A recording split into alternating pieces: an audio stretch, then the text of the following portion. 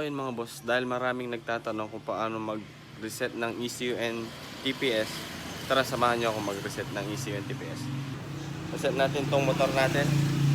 Ayan, ang gagamitin lang natin na tools dyan is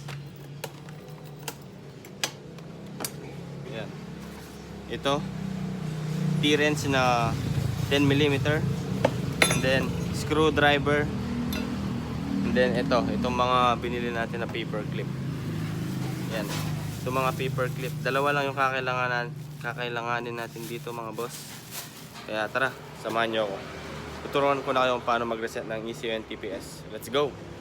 So ngayon, para makita natin or mahanap natin yung ano ng TPS sensor, yung socket nya, buksan natin itong U-box, tanggalin natin.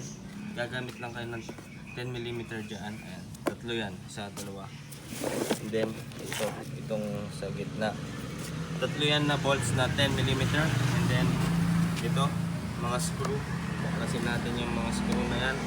Itong apat na to, yan, dalawa. And then itong dalawang yan, kasama yan mga boss. And then mahuhugot na natin itong kanyang U-box.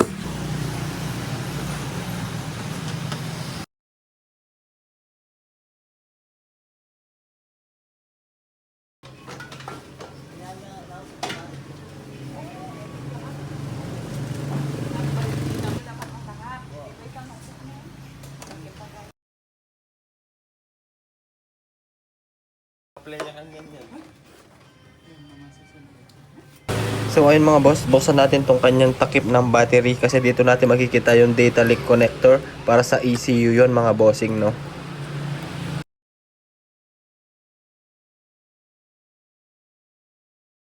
So ayan mga boss, nabuksan na natin at ito yung data link connector na sinasabi ko. Tanggalin natin yung takip niya mga boss. Ayan, kapag natanggal niyo yung takip, kuha kayo ng pin.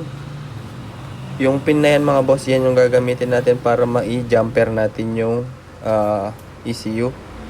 Ayan, pagtanggalin muna natin yung mga yan mga boss, yung sa paper pin or paper clip.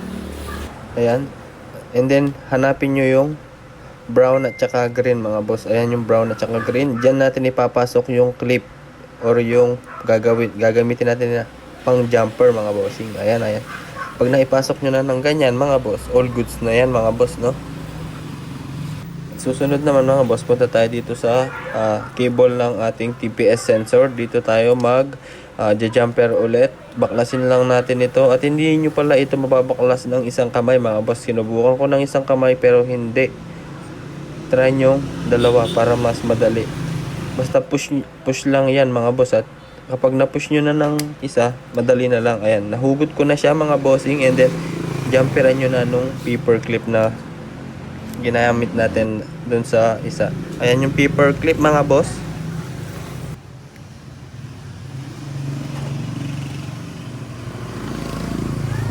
And then ayan mga bossing, kapag pasok nyo na yan para gawing jumper dito sa TPS, hindi na kayo malilito dyan kasi dalawa lang naman yung pasukan yan. And then switch natin yung motor natin. Ayan, magbilang tayo ng 5. Yan, bilangin natin yan mga bossing. And then kapag yan nag-stay ng ganyan mga boss, hugutin nyo na yung jumper doon sa TPS mga bossing. Ayan, nahugot na natin siya mga bossing. And then off na natin yung switch. And then mga boss, ibalik na natin itong sa TPS. Ibalik lang natin yan mga bossing. Kapag naibalik na yan mga bossing, ang i-reset naman natin ngayon mga bossing yung kanyang ECU, no. Ayan, full throttle nyo lang yung kanyang ayan, full throttle. And then i-switch on nyo yung susian nyo mga bossing, no. Switch on yan mga bossing.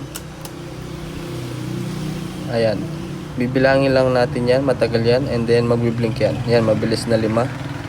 Kapag yan bumagal mga bossing, ayun, pwede nyo nang bitawan yung inyong yung inyong throttle. Ayan, kapag nabitawan nyo na yung throttle nyo, switch off yung ignition. And then hugutin nyo na tong sa data link connector. Ayan, yung jumper, ginumper natin dyan. And then ayan, pwede na yan, all goods. Then takpan na natin yan mga bossing. And then balik na natin ang lahat ng pinagtatanggal natin mga bossing. So ayun mga boss, dahil na i-reset na natin itong motor natin at ngayon paanda rin naman natin siya ngayon mga boss.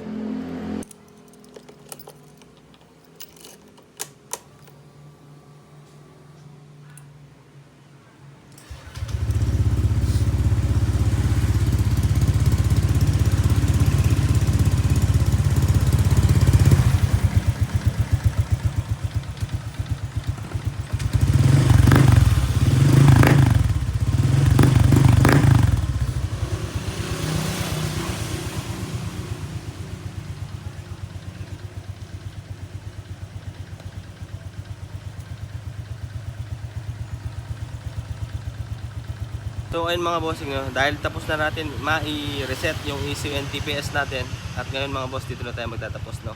So maraming salamat pala sa mga walang sawang nagsusupport dyan sa TikTok.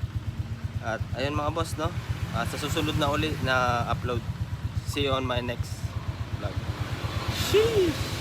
Peace out. RS mga bossing.